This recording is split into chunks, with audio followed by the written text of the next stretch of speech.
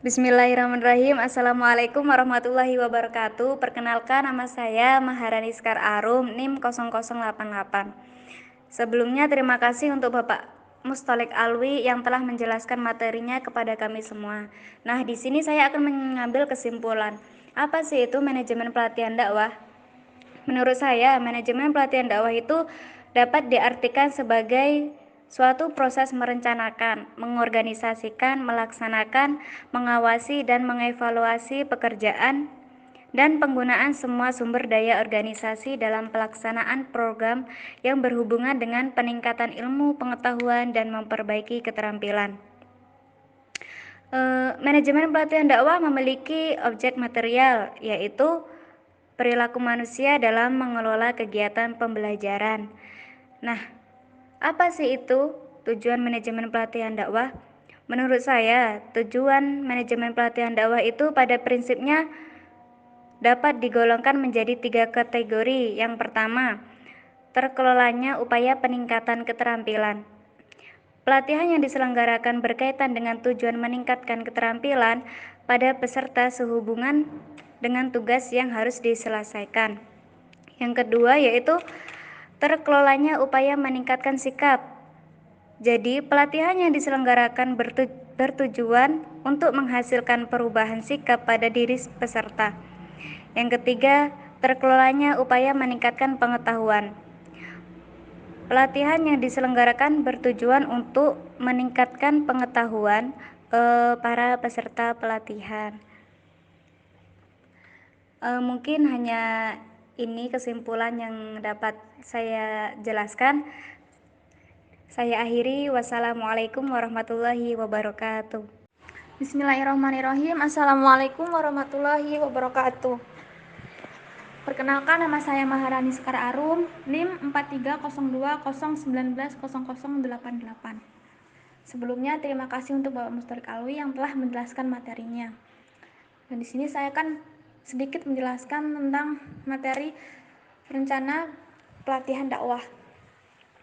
Yang pertama, studi penjajakan kebutuhan pelatihan dakwah. Penemuan kebutuhan pelatihan dakwah dapat dilakukan melalui studi penjajakan dakwah atau SPKPD.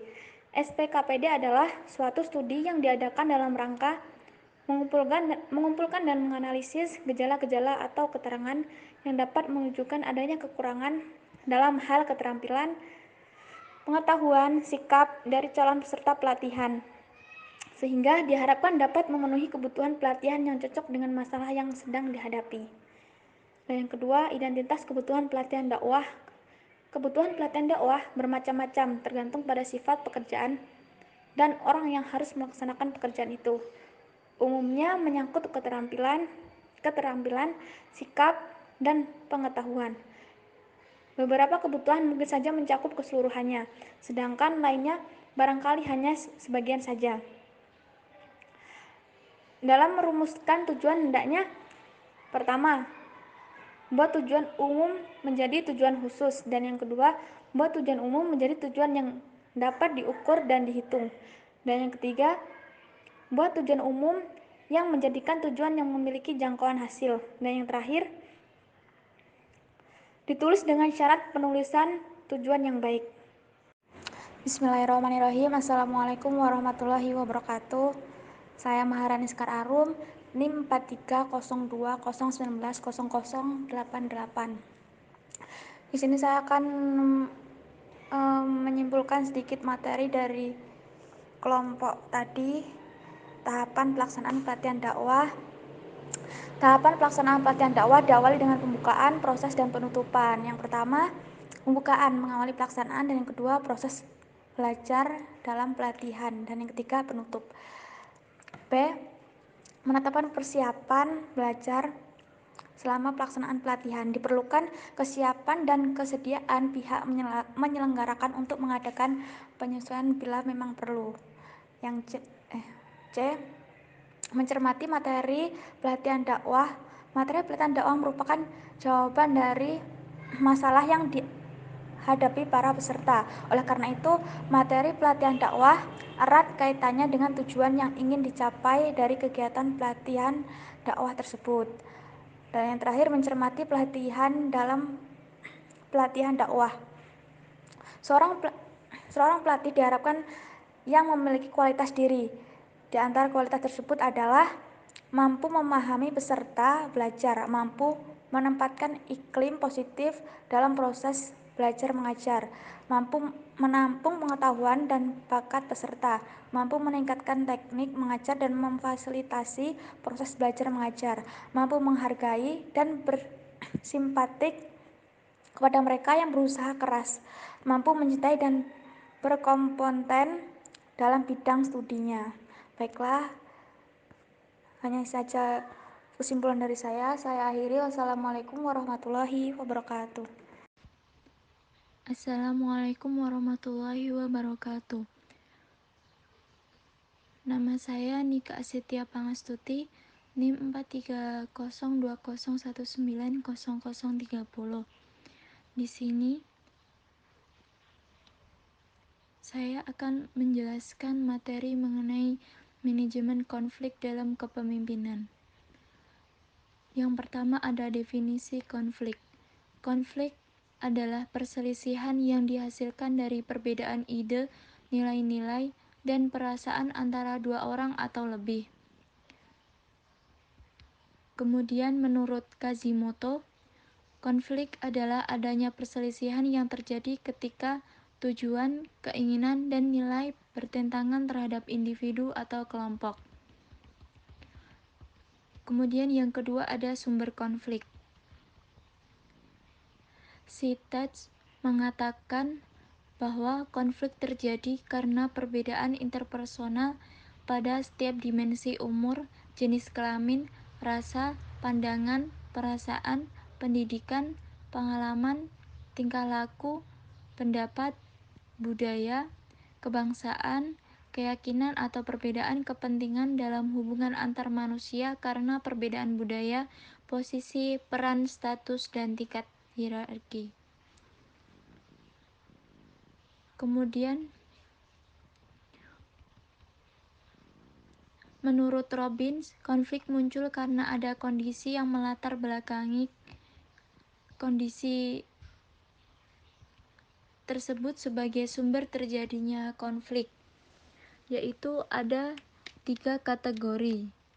Di antaranya ada komunikasi, struktur, variabel pribadi.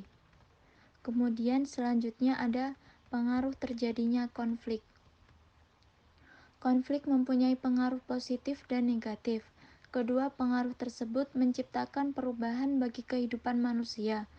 Konflik mengubah dan mengembangkan manusia menjadi lebih baik. Adapun pengaruh negatif, yaitu pertama, menghambat kerjasama. Secara langsung maupun tidak langsung, konflik akan berdampak buruk terhadap kerjasama yang akan direncanakan. Kemudian yang kedua, saling menjatuhkan. Ini merupakan akibat yang paling nyata dari konflik yang terjadi dalam suatu organisasi. Akan selalu muncul tindakan atau upaya saling menjatuhkan satu sama lain dan membuat kesan lawan masing-masing rendah dan penuh dengan masalah. Kemudian yang ketiga ada merusak sistem organisasi. Organisasi merupakan sistem sosial yang saling berhubungan, saling membantu, dan saling tergantung satu sama lain dalam mencapai tujuan organisasi. Konflik merusakkan suatu sistem dan dapat menimbulkan ketidakpastian pencapaian tujuan organisasi. Kemudian ada juga pengaruh positif. Pengaruh positif ini yaitu pertama, mendorong untuk kembali mengoreksi diri.